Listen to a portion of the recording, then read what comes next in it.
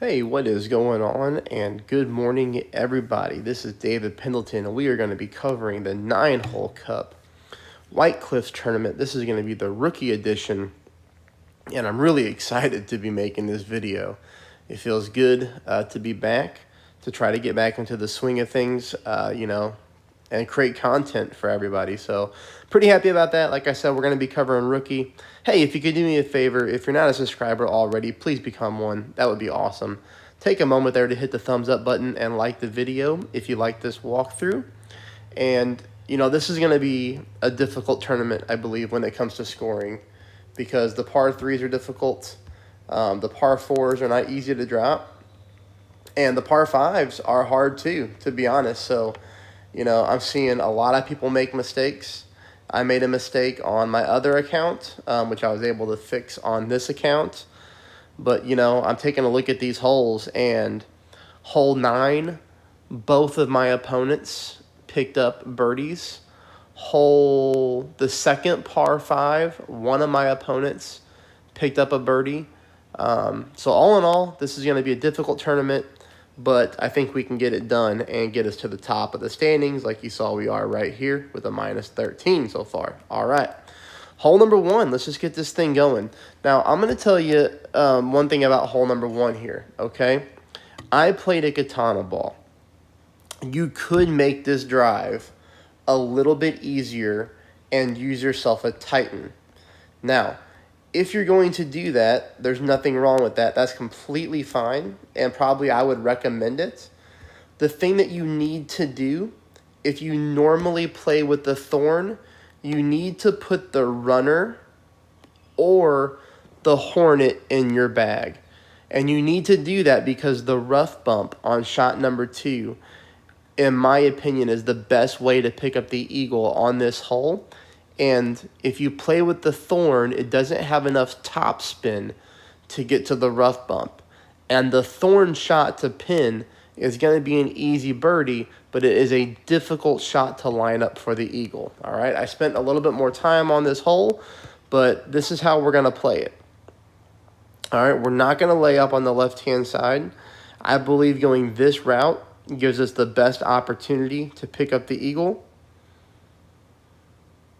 I'm going to go with max topspin with 1 bar a side spin to the left.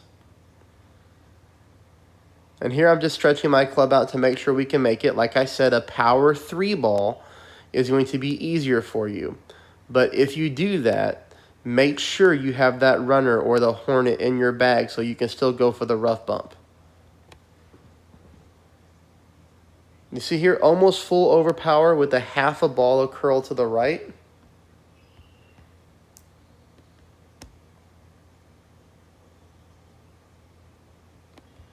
And we hit the rough and we roll out. It's really exactly what I was looking to do whenever I was stretching my club out. That's going to bring us here for shot number 2. Shot number 2, you can see here, I got into minimum distance of my Goliath. I just put 10% here because, of course, this is going to be very drive dependent. The elevation is 10%. It'll be up to you to figure out whether you're at maximum, medium, or minimum distance of your club, or somewhere in between, okay? No side spin. I'm using the top spin to get my ball guide line through the hole. You might be able to see here. You can kind of see right there the tip of the ball guide line is going through the pin.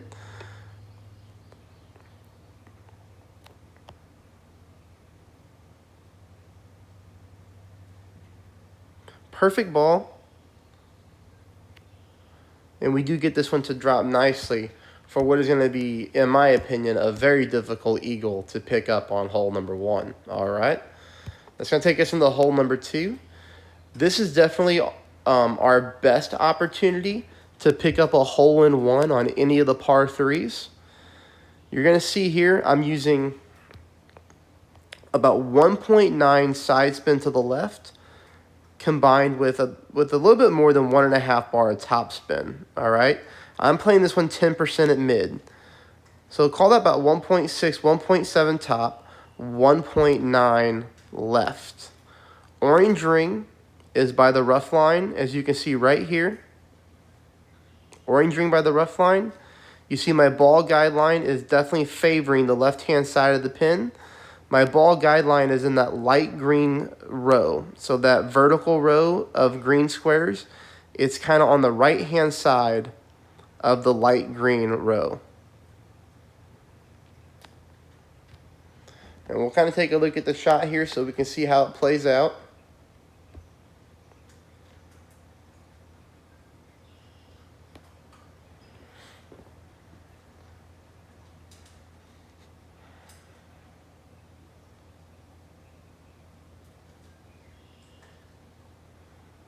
You'll see the speed looks really good, but we missed this one by about half of a green square to the right. So what you can try to do is you can try to make this 2 bars of side spin to the left, or you could offset your shot more. I think it's better to offset your shot more and just copy my exact same spin, because you could really take this to practice now a couple times before the hole if you were really looking to get the highest score possible, and take my exact spin there and just play with the offset a little bit more to try to get that ball into the hole. And, you know, moving forward, this may be the best way to approach tournaments. Just kind of get dialed in based off my misses, because these drops are going to be super crucial. All right, this is going to take us on to hole number 3. This is, of course, our first par 5. This one gives us the best chance for the albatross. I do pick up the albatross here. You're going to see that I'm using a katana ball, and we don't need much spin at all. I've got 1 bar of top spin combined with 2 bars of side spin to the left. I've got about half of my orange ring in the rough, half of my orange ring sitting there on the fairway. Ball guideline, just kind of the middle of the fairway here. We're not really doing anything special, to be honest. We're just trying to make sure we land onto the fairway. That way we can be using our sniper for the albatross opportunity. We do pick up the perfect ball. Fast forward here. Get it 333. Leaves us 10% at max for the shot number 2. Here I'm going to be using a little bit more than 1 bar of backspin. It's about 1.2, 1.3. Ball guideline going to the hole. And here, like I said, just a 10% pull at max. Perfect ball.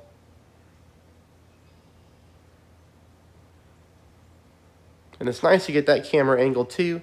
That thing is dead center, dropping in for the albatross on hole number 3. So picked up a drop on 1, picked up the drop on 3, and now that brings us into hole number 4, which is not easy. Definitely an easy birdie. We're not going to mess that up. I was trying to get creative here with the Guardian, as you can see. But at the end of the day, this thing's really not close to dropping, and we're really playing close to the sand line here. So, you know, I think a Guardian is the best for this hole, but you might want to use yourself a Quasar. You could even use yourself a Katana if you wanted to. If you don't want to play this close to the sand line, I definitely don't blame you. We're just going to need to use a ball that has more side spin. But regardless here, I do get a perfect shot, so at least you can kind of learn from it. But like I said, we're not really close. We might just have to be playing this one for that birdie. Now, if you did use a Katana, you could probably play a full backspin shot and play higher up, right? And try to get that ball to kick into the hole. But I do think it's still going to be very, very difficult to pick up that hole-in-one. Somebody will get it, and hopefully it's you. So here we go on to the next hole. It's our first time using a Kingmaker in the tournament. I'm not really using anything too powerful on this course. Doesn't really give us too big of an advantage here in my opinion. But regardless, here we make our slight little ring pull. Perfect shot. 366 leaves us here for shot number 2. Shot number 2, you know, I recommend that you use your big dog. I went with a sniper on both of my accounts, and it's okay. You know, it's not going to get us to green. So if you have a high-level sniper and, you know, you're confident in your wedge ability, you're going to be fine, okay? If you don't have a high-level sniper or you're not confident in your wedge game, you definitely want to bring that big dog or your Cataclysm to this hole because we do need the power for shot number 2.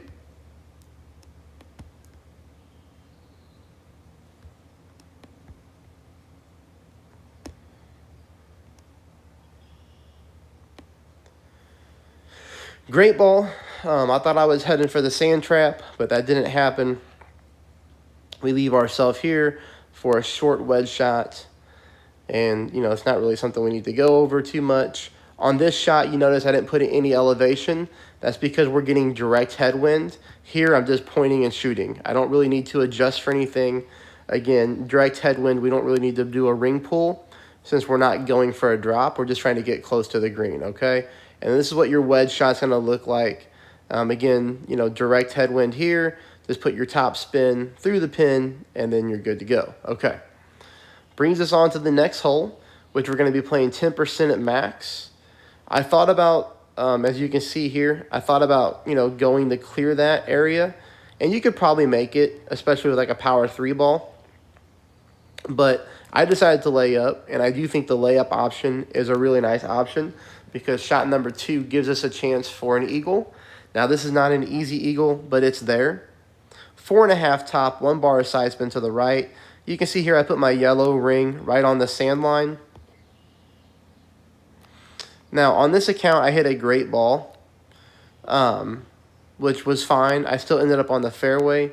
And the thing about shot number 2 on both my accounts, on my other account, I hit a perfect ball, and the ball went further up the fairway, okay? But the shot number 2 ended up being the same type of play. It was both with the thorn, and I actually came close on this account based off my other account's miss. So even though they were at different parts of the fairway, the shot ended up playing the same, which I think is the most important thing to cover here on this hole. We're playing this one 10% at max.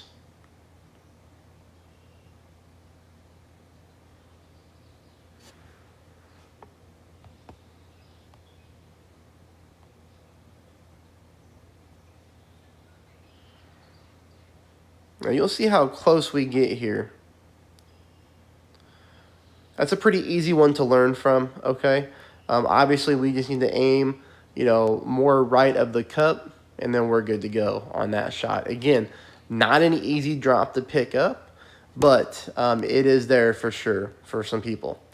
Now, that's going to take us into this par 3, which I'm playing this one 35% elevation at maximum distance of my club, even though we're not at max distance. So you're going to see 4.5 mile per hour wind here, but you're going to see a 6 ring pull.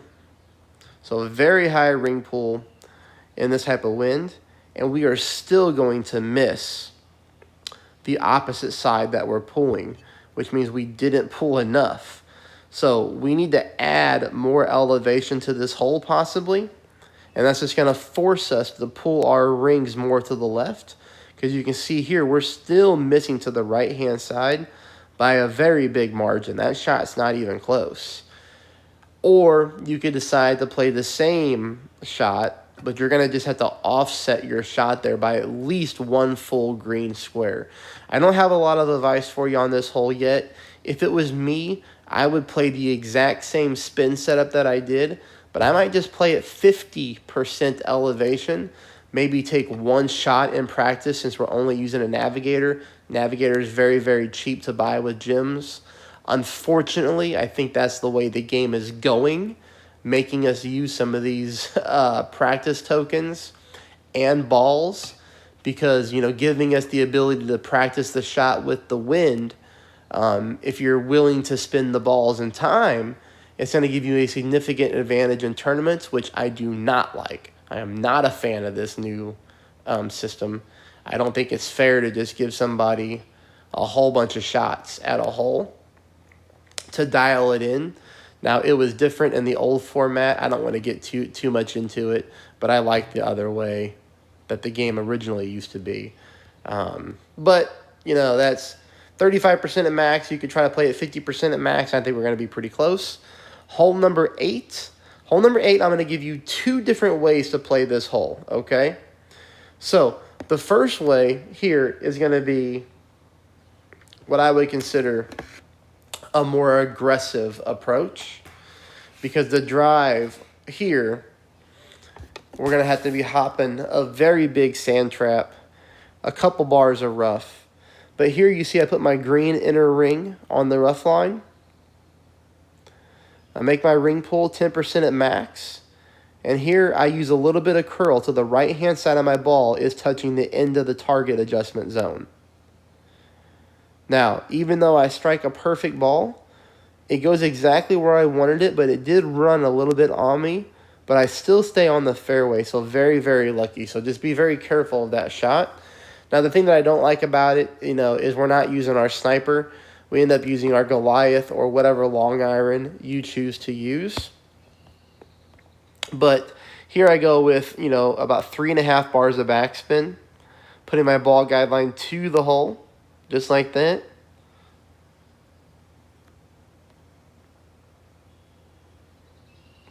I do hit a perfect ball, so at least we can learn from that.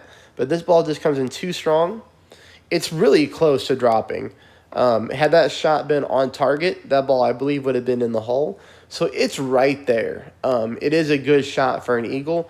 Obviously, what we want to do is just use a click more of backspin and maybe aim a little bit more left of the hole, and that ball could have dropped in for an eagle. Again, a very tough eagle. But I would rather play this hole with my sniper. And to do so, we're just going to use this little island here in between the sand traps. This is obviously a very safe drive, a very easy drive. We just go a full backspin. All we're trying to do is just land on any part of this fairway here.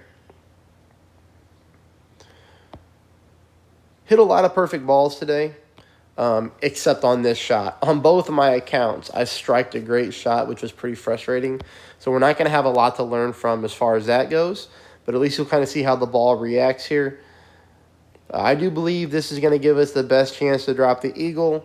Now, I will say that both my opponents tried to clear the fairway and make it up to the top part of the fairway by going over the water, and neither of them made it. They both got stuck in the rough. Now, clearly a very easy birdie to pick up if you try that, but I think this is the best way for us to try to pick up a drop. All right, hole number 9. Like I said, both my opponents picked up birdies on this hole. So I want you to be very careful with it, but all we need to use is a katana. We don't have to use anything higher than that. And we can do the katana, we can do the sniper, or you can do the big dog. All right, it's going to be up to you, but we have no problems here making it to the green with our sniper. Hey, please, everybody, if you're not a subscriber, please become one. It would definitely mean a lot to me. I hope you find this video helpful. This is a very tough course.